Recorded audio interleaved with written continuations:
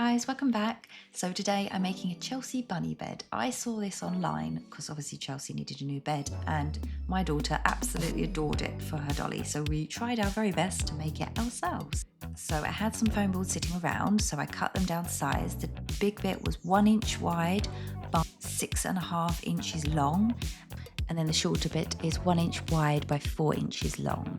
So there's 2 side bits and the top and bottom. So I cut 4 pieces all together and they will sit together to make our frame. I'm going to put a small section inside the frame that will hold the mattress. I'll show you what I mean by that. We're going to start by making a 1/4 of an inch mark from the edge on all sides. This is where the frame will sit on. And we're going to make the frame sections. These are 0.5mm thick pieces. I make a couple of strips of those and we'll cut them down size. So that we do not have any bits that get in the way, I mark, as you can see, I use the feet of the bed and I just mark on the sides, and I do the same with the smaller sections so that you basically are not putting your frame right on the end, and it'll come together. So this bit, we're going to cut these down to size and we're going to literally mark where those markings are. We stick it right on those markings. So then it's just off the edge, and it should be like that on all sides. Stick them down, and when you stick the whole frame together, you'll see that none of those, the mattress section where it sits on it, the frame, none of it will get in the way of each other because you've marked it all out. So I hope that makes sense. It's really hard to explain, but there we go. There's our frame together and there's our mattress section that it will sit on. And as you can see, nothing got in the way when we stuck it together. But we will put our mattress on that and we'll make that. So I cut a square piece out, which was 15 centimeters long by 8 centimeters wide. I did cut it slightly smaller still because when you cover it and wrap it over with the material, it will bulk it out and you don't want it to not fit. So I obviously just cut it down a little bit more. So on the sides, we're now going to cover them with some material on all sides. So I'm going to go and find some material, and I chose some satin, like a brown satin colour that I liked. So I'm just going to run a line of glue on the top of the frame.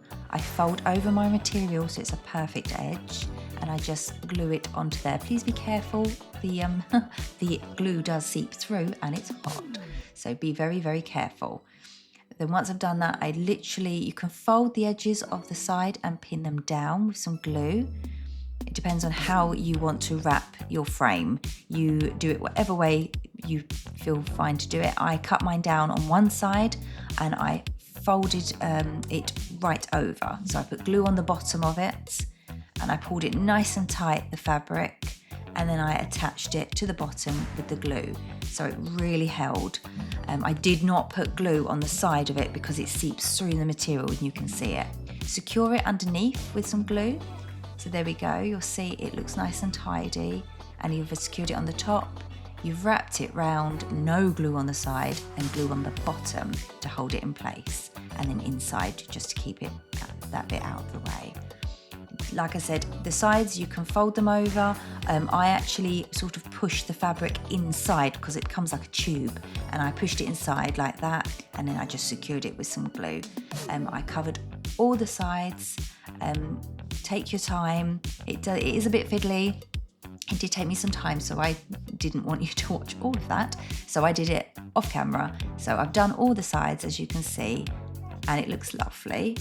And so now we will get our mattress section and we're going to cover this. But before we cover it, I liked the fact that the mattress was slightly higher in the picture. So I obviously needed to cut a few of these squares and attach them together so I could get the thickness. So as you can see, I wanted that height, and obviously I didn't have it from this one piece. So I'm going to get my fabulous Amazon packaging, of course, and I'm going to cut out about 3 of these. Just draw around your square, cut them out, attach them together with some hot glue, And then you would probably, I mean, like I said, I chose 3 of them and I attached my little thin square as well on top. And that gave me the desired thickness of my mattress. So again, do as many as you feel okay to do. And then I literally am just going to get some white cotton. I use an old bed sheet that I was going to throw away, so I thought I'd recycle it. And I cut a section and I covered mine. I just attached it with a little bit of hot glue, pulled it nice and tight, and covered the whole of my mattress section. Again, if you want to put some sort of a fluff bedding felt inside, you can do. My daughter didn't want that, so I didn't add mine, but other things I have added it. So it just looked better and more tidier without. So there's that done, and we'll pop it in the frame so you can see. And the good thing about cutting it down a little bit, it does then fit in if you've added a little bit of bulk with the material. So now we're going to work on the headboard. I've got this lovely little tool. It's like a compass that you would use with a pencil, but mine has a blade on it. I marked about a 6 centimetre like half semicircle, and I marked that on the paper or the cardboard, and I cut that out, and I did about 3 of these and I stuck them together. This little tool is really handy, but if you don't have it, just mark a semicircle that's the height of your headboard that you want. You can, whatever size headboard you want. Like I said, I used 3 pieces of this, I attached them together, glued them together, and then I am going to cover that with the same material I did with the headboard. Voila. And then I'm just going to glue that onto the frame. So I put the glue on the frame. Make sure you try to center it so that it's nice and level, and just literally stick it on like so. Okay, so now we're going to go for our bunny ears. I'm not an artist. I tried my very best, as you can see. I did my left one and my right one. My right one's slightly bigger because it turns into a folded over shelf. I literally drew these on, cut them out, covered them in material, and then I stuck them on. The left one, like I said, points out. The right one folds over because it's a bent over bunny ear. Yeah, literally just stick them on the back wherever you like.